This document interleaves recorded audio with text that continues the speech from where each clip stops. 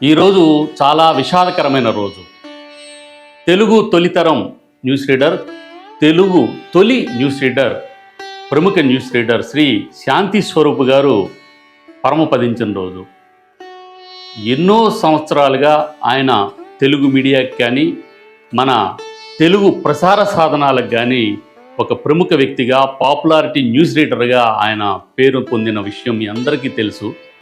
ఈ సందర్భంగా మా తరఫున, మన కష్టజీవి వ్లాగ్స్ ఛానల్ తరఫున ఆయన ఆత్మకి శాంతి కలగాలని, వారి కుటుంబానికి సానుభూతి ప్రకటిస్తూ ఆయన గురించిన కొన్ని విశేషాలు, అనుభవాలు, అనుభూతులు ఆయన గతంలో అనేక ఛానల్స్కి ఇచ్చినటువంటి ఇంటర్వ్యూల ఆధారంగా ఈ వీడియోని మీకు అందిస్తున్నాం.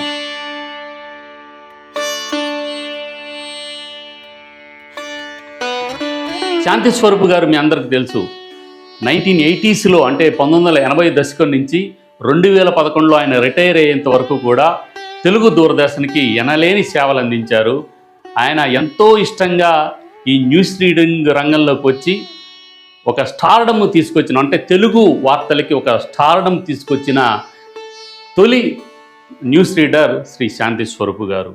ఢిల్లీ వార్తలతో పోటీపడి అక్కడ వారికి ఢిల్లీలో న్యూస్ రీడర్ అంటే న్యూస్ రీడర్స్కి ప్రాంప్ట్ ఉండేది, టెలిప్రాంప్ట్ అంటే ఎదురుగుండా ప్రాంప్టింగ్ ఉండేదన్నమాట. అంటే ఆ లెటర్స్, ఆ వార్తలు వెళ్తూ ఉంటే వాటిని చూసి చదవడమే. అలాంటి దశలో, ఎలాంటి టెలిప్రాంప్ట్ లేని దశలోనే తెలుగు న్యూస్ రీడర్ని, ఆ రీడింగ్ని ధారణ చేసి చదవకుండా, అంటే స్క్రిప్ట్ చదవకుండా ఆయన వార్తలు చదివిన విశేషం ఉంది ఆయనకి.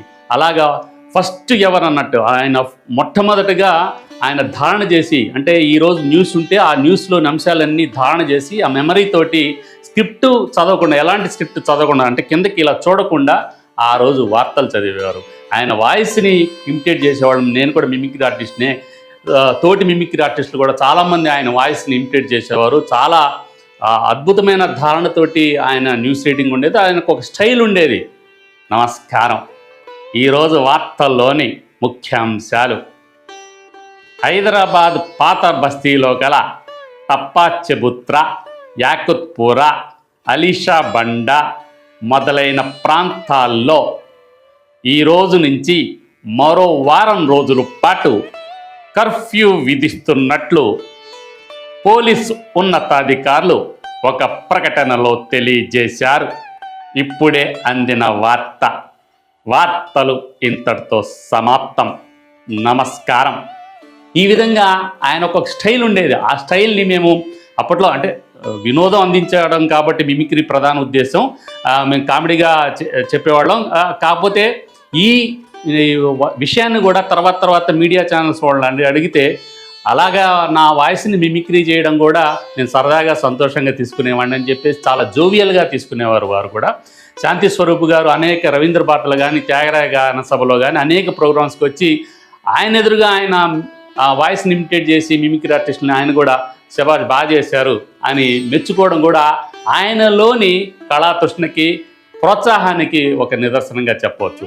ఇలాగ అనేక అనుభూతులు ఆయనకి వారి జీవితంలో అనేక ఉన్నాయి. ముఖ్యంగా వరుసగా మన ఉమ్మడి ఆంధ్రప్రదేశ్, అప్పుడు ఇంకా రాష్ట్రం విడిపోలేదు కాబట్టి ఉమ్మడి ఆంధ్రప్రదేశ్ పరిపాలించినటువంటి ముఖ్యమంత్రులతో ఆయనకి సాన్నిహిత్య అనుబంధం ఉండేదన్నమాట.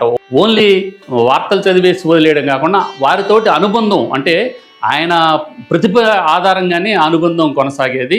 ఎన్టీ రామారావు గారు తొలిసారిగా ఆయన ముఖ్యమంత్రిగా 1983లో ఆయన తొలిసారిగా ప్రమాణ స్వీకారం చేసిన తర్వాత ఫతే మైదాన్ అంటే ఎల్బీ నగర్ స్టేడియంలో ఆయన ప్రమాణ స్వీకారం చేసిన తర్వాత ముఖ్యమంత్రి హోదాలో రాష్ట్ర ప్రభుత్వం నుంచి, అంటే రాష్ట్ర ప్రభుత్వ ముఖ్యమంత్రి హోదాలో ఆయన రాష్ట్ర ప్రజలను ఉద్దేశించి మాట్లాడాలి కాబట్టి, అది కూడా ప్రభుత్వ ప్రసార సాధనాల్లో మాట్లాడాలి కాబట్టి ఆయన నేరుగా రామంతపూర్లోని స్టూడియోకి వచ్చారన్నమాట.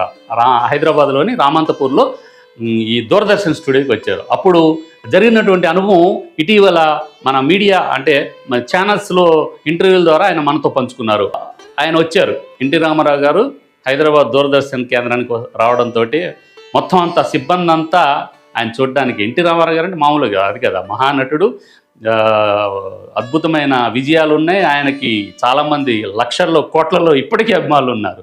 అలాంటి రామారావు గారు వచ్చారంటే అందరు స్టాఫ్ అందరూ గుమికూడి చూడడం జరిగింది. దూరదర్శన్ హాల్ మధ్యలో పెద్ద సోఫా వేసి ఆయన కూర్చోబెట్టడం జరిగింది.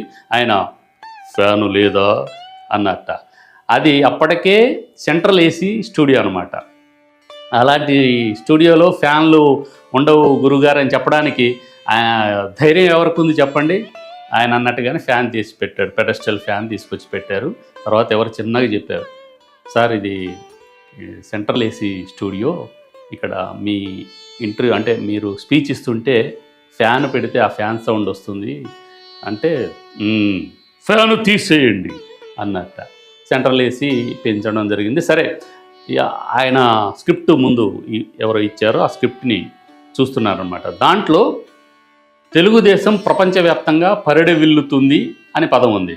అక్కడ డౌట్ వచ్చి ఆయన ఇలా రౌండ్ చేసుకుంటున్నారు, ఇదేమిటి అన్నట్టుగా. అంటే పక్కనే ఉన్న శాంతి స్వరూప్ గారు చిన్నగా చెవి దగ్గరికి వెళ్ళి, ఎన్టీ రామారావు గారు చెవి దగ్గరికి వెళ్ళి, గురుగారు అది తెలుగుదేశం అయి ఉండదు, తెలుగు తేజం అయి ఉంటుంది, తెలుగు తేజం ప్రపంచవ్యాప్తంగా పరిడవిల్లుతుంది అనేది సరైంది గురువుగారు అని నసుగుతో చెప్పారు. అప్పటికే భయం, గుండె లబ్ లబ్ లబ్ లబ్ అంటూ అనమాట, లబ్ డబ్ లబ్ డబ్.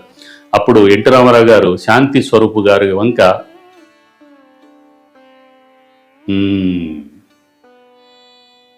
అని తెలుగుదేశం బదులు తెలుగు తేజం అని సరిదిద్దుకున్నారు. సరే, ఆ స్పీచ్ అంతా అయిపోయింది. అంటే ఈయన ఉద్దేశం ఏంటి, శాంతి స్వరూప్ గారిది కానీ ఆ రామారావు గారి ఉద్దేశాన్ని గమనించే ఈయన అన్నారనమాట. ఇప్పుడే పుట్టిన పసిబిడ్డ అప్పటికే ప్రపంచవ్యాప్తంగా పరిడి వెళ్ళడం ఏంటి అనే సెన్స్ తోటి ఈయన చెప్పారు. సేమ్ రామారావు గారి మనసులో కూడా అదే ఉందన్నమాట. అక్కడ ఆగుతున్నారన్నమాట, తెలుగుదేశం దగ్గర ఇలా ఇలా రౌండప్ చేయడం గీయడం చేస్తుంటే ఈయన కరెక్ట్గా తెలుగు తేజం అనే పదం అందించారనమాట. బహుశా రామారావు గారు కూడా అదే రాసుంటారు. ఆయన మనసుని కనిపెట్టి ఈయన తెలుగు తేజం అయి ఉంటుంది గురుగారు అంటే అది కరెక్ట్ అనిపించి ఆయన తెలుగు తేజం రాశారు. ఆయన రైటింగ్ రామారావు గారు, ఎన్టీ రామారావు గారు రైటింగ్ అద్భుతంగా ముత్యాల కోవలా ఉంటుంది, అందరికీ తెలుసు. శాంతి స్వరూప్ గారు స్వయంగా చూశారనమాట. ఆయన రాస్తుంటే ఆ ఇంటర్వ్యూలు చెప్పారు శాంతి స్వరూప్ గారు, నిజంగా ఆయన రైటింగ్ ముత్యాల కోవండి, అద్భుతంగా రాశారు, తెలుగు తేజం అని సరిదిద్ది రాయడం జరిగింది. అలా విధంగా రామారావు గారితో, రోసయ్య గారితో, అప్పుడు ముఖ్యమంత్రులుగా పనిచేసినటువంటి మంత్రులుగా పనిచేసినటువంటి వాళ్ళందరితోటి సాన్నిధ్యం ఉండేది. ఇదంతా ఒక ఎత్తు అయితే 1986లో తెలుగు మన దూరదర్శన్ ప్రసారాలు రాష్ట్ర వ్యాప్తంగా శాటిలైట్ ద్వారా అందించే కార్యక్రమానికి ప్రారంభం చేయడానికి, ఆ ప్రారంభోత్సవ కార్యక్రమానికి ముఖ్యమంత్రి గారి హోదాలో రామారావు గారిని పిలవడానికి దూరదర్శన్ డైరెక్టర్ గారు, తర్వాత శాంతి స్వరూప్ గారు ఆయన అబిడ్స్లోని ఆయన నివాసానికి వెళ్ళారట. ఈయన శాంతి స్వరూప్ గారు 1983 నవంబర్ 14న తొలి న్యూస్ రీడింగ్ చదివారనమాట. అప్పుడు ఫస్ట్ న్యూస్ రీడింగ్ చదివింది 1983 నవంబర్ 14 బాలల దినోత్సవం. ఆ రోజు కూడా పెద్ద టాస్క్, ఈ తెలుగు లలిత కళాతోరణం ఉంటుంది కదా హైదరాబాద్లో, అసెంబ్లీ పక్కనే లలిత కళాతోరణం అప్పట్లోనే స్టార్ట్ అయిన సందర్భం. అక్కడ లైవ్ చేస్తుంటే ఆ లైవ్ కూడా ధారణ చేసి ఎలాంటి సాంకేతిక పరిజ్ఞానం లేకుండా, టెలిప్రాంప్ట్ లేకుండా, స్క్రిప్ట్ లేకుండా అప్పటికప్పుడు బాలల దినోత్సవం గురించి, తెలుగు లలిత కళాతరుణంలో జరిగినటువంటి విశేషాల గురించి అలవోకగా ఆటోమేటిక్గా ఆయన అప్పటికప్పుడు చెప్పేశారట. అందరూ ఆశ్చర్యపోయారట, ఎలాంటి స్క్రిప్ట్ లేకుండా అలా ధారణతోటి అక్కడ విశేషాలు పొల్లుపోకుండా, తడబాటు లేకుండా, ఎలాంటి మిస్టేక్స్ లేకుండా ఆయన ఆ ప్రోగ్రామ్ని ఛాలెంజింగ్గా తీసుకుని చేయడం జరిగిందట. ఆయన ఫస్ట్ డే నుంచే ఆయన జీవితంలో టాస్కులు, ఇలాంటి అడ్వెంచర్స్, ఇలాంటి ధారణకు సంబంధించిన పరీక్షలు ప్రారంభమయ్యాయన్నమాట.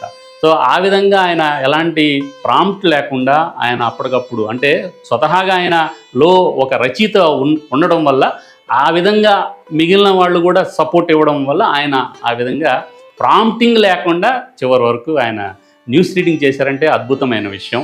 అంటే ఎంత పట్టుంటే భాష మీద, భావం మీద, అప్పటికప్పుడు కరెంట్ అఫైర్స్ మీద ఎంత పట్టుంటే అది జరిగి ఉంటుందో మీరు అర్థం చేసుకోవచ్చు. ఆ విధంగా 1983 నవంబర్ 14 నుంచి 2011 రిటైర్మెంట్ అయ్యే జనవరి 7న 2011 జనవరి 7న రిటైర్మెంట్ అయ్యారు వారు శాంతి స్వరూప్ గారు. అప్పటి వరకు కూడా ఎలాంటి పొరపాట్లు లేకుండా, ఎప్పుడో ఒక్క పొరపాటు ఉంది, అది కూడా ఈ వీడియోలో చెప్తాను చివరిలో. ఒక్కసారి చిన్న పొరపాటు, అది కూడా ఈయన వల్ల కాదు, వేరే వల్ల. అదేంటి అనేది, ఆ న్యూస్ ఏంటి అనేది చాలా ప్రముఖమైన న్యూస్ అది.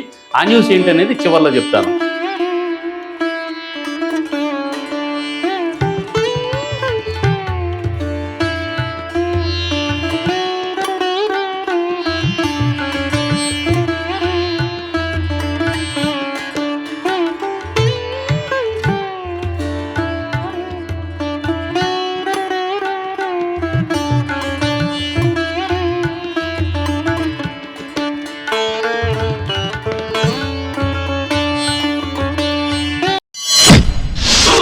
వీరవన